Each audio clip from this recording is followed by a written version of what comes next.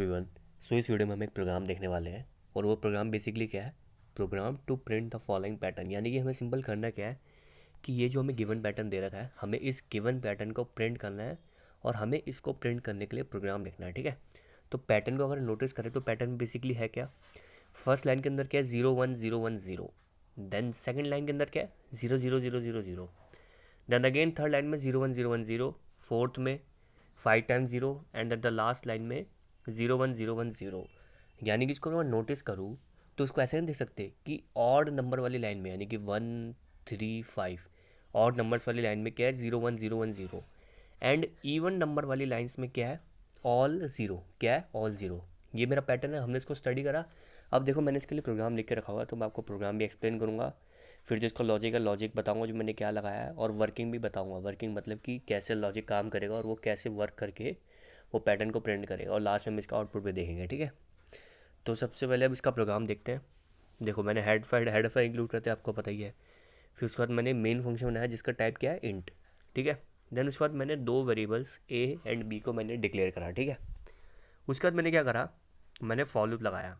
For A = 1, A <= 5, A++। यानी कि simple सा है, ए की वैल्यू मैंने 1 to 5 सेट कर दी। ठीक है, और पोस्ट इंक्रीमेंट करा। तो ये तो लॉजिक है। इसका लॉजिक मतलब ये पूरा जो मैंने बनाया नीचे ये पूरा लॉजिक है। अब लॉजिक के साथ साथ मैं इसकी वर्किंग बताता हूँ, देखो कैसे काम करेगा। इनिशियली ए की वैल्यू क्या होगी 1, ए की वैल्यू होगी 1। हम इस फॉर लूप के अंदर आए। ठीक है, फॉर लूप के अंदर आए तो देखा कि एक और फॉर लूप है जिसकी रेंज क्या है B = 1, B <= 5 एंड B++। ठीक है, ये इसकी रेंज है। अब हम अगेन एंटर करें तो इसने क्या बोला, इफ़ A mod 2 = 0, यानी कि ए की जो भी वैल्यू है अगर उसको mod 2 करते हैं, यानी कि डिवाइड बाई 2 करते हैं, अगर हमें रिमाइंडर 0 मिलता है तो मैं कर दूंगा सी आउट, प्रिंट कर दूंगा A mod 2 की वैल्यू प्रिंट कर दूंगा। और अगर ऐसा नहीं है एल्स, तो मैं क्या प्रिंट कर दूंगा A+B mod 2। ठीक है, तो होगा क्या। ठीक है, अब जब हम इस फॉर लूप के अंदर जाएंगे तो जब हम एंटर करें तो पहले ए की वैल्यू 1 थी, अंदर आए तो सबसे पहले ए की वैल्यू तो 1 है ही अभी, लेकिन इनिशियली अब बी के लिए कितनी हो जाएगी 1, बी के लिए 1 होगी। ठीक है, तो सबसे पहले अब ये कंडीशन चेक होगी, इफ़ A mod 2 = 0। क्या ये कंडीशन ट्रू है, क्योंकि ए की वैल्यू भी 1 है, तो 1 mod 2 = 0 which is what false, क्योंकि 1 mod 2 = 0 नहीं होता, तो ये फॉल्स है। तो हम किस में जाएंगे, एल्स में जाएंगे।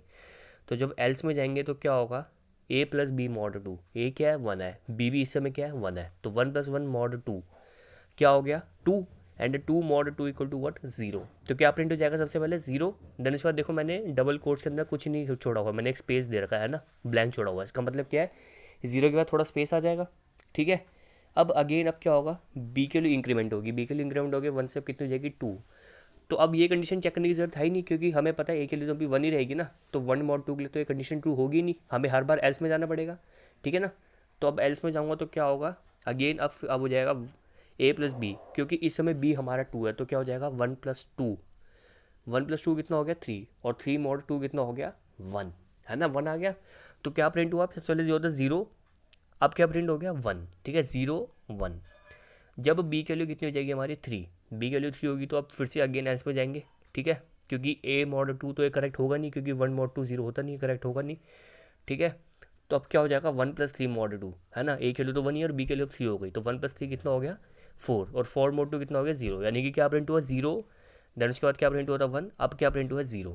ठीक है, फिर जब बी की वैल्यू 4 जाएगी तो सिमिलरली हम किस में जाएंगे, एल्स में जाएंगे, तो 1 + 4 कितना हो जाएगा 5 mod 2, और 5 mod 2 कितना होता है 1, तो 0 1 0 1 प्रिंट हो गया। और एंड द लास्ट जब बी के लिए 5 हो जाएगी तो अगेन हम सी आउट इसमें आ जाएंगे एल्स के अंदर, तो 1 + 5 mod 2 यानी कि 6 mod 2 = वट 0। तो फर्स्ट लाइन के अंदर, या फिर कह सकते हैं फर्स्ट एग्जीक्यूशन के अंदर, जब हमारी बी की रेंज 1 to 5 थी तो क्या क्या प्रिंट हो गए 0 1 देन 0 देन 1 देन 0।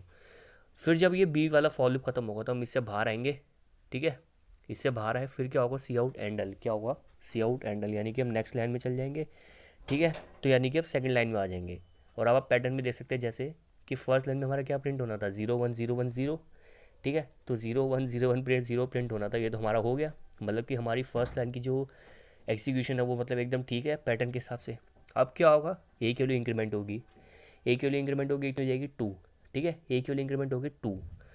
अगेन फिर इसके अंदर एंटर करेंगे फॉर लूप के अंदर, बी की वैल्यू 1 ही रहेगी। ठीक है, अब कंडीशन चेक करेंगे, इफ़ A mod 2 = 0।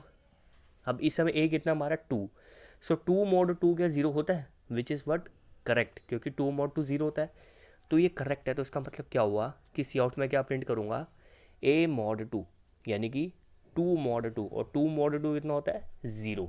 ठीक है, ये हमारा फर्स्ट टाइम हुआ, यानी कि B=1 से लेके 5 का मतलब क्या हुआ, 1 2 3 4 5, यानी कि 5 टाइम्स। तो फर्स्ट टाइम हमारा क्या प्रिंट हो जाएगा, ज़ीरो। देन सिमिलरली जब B की वैल्यू 2 होगी तब भी हमें क्या फ़र्क थोड़ा पड़ेगा, क्योंकि A mod 2 तो ज़ीरो ही रहना है, तो अगेन सेकंड टाइम भी ज़ीरो प्रिंट होगा। B की वैल्यू 3 होगी तो थर्ड टाइम भी हमारा ज़ीरो प्रिंट होगा, फोर्थ टाइम भी ज़ीरो, एंड फिफ्थ टाइम भी क्या प्रिंट हो जाएगा, ज़ीरो। यानी कि सेकंड नंबर लाइन वाली लाइन में हमारा क्या प्रिंट हो जाएंगे, 5 टाइम्स ज़ीरो प्रिंट हो जाएंगे।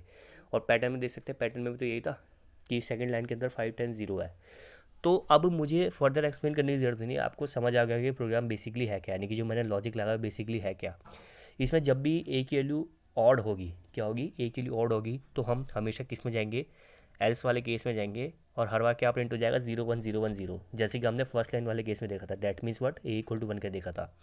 और जब भी ए की वैल्यू 2 होगी, डैट मीन्स वट, जब भी हम इवन नंबर वाली लाइन में जाएंगे, तो हम कौन से केस में जाएंगे, इफ़ वाले केस में जाएंगे, है ना। और उस केस में हर बार क्या प्रिंट हो जाएगा, 0 0 प्रिंट हो जाएगा। अगर आपको समझ नहीं आया तो अब एक बार करके देखना, किसके लिए, क्योंकि हमने A=1 और A=2 क्लियर कर लिया।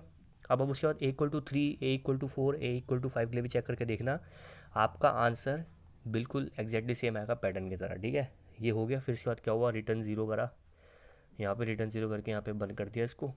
ठीक है, यहाँ पे इसको बंद कर दिया, ये हमारा प्रोग्राम खत्म हुआ। अब इसको रन करते हैं और उसका आउटपुट देखते हैं। तो देखो मैंने रन करा, इसका आउटपुट देख सकते हैं। सबसे वाली लाइन में आ रहा है 0 1 0 1 0।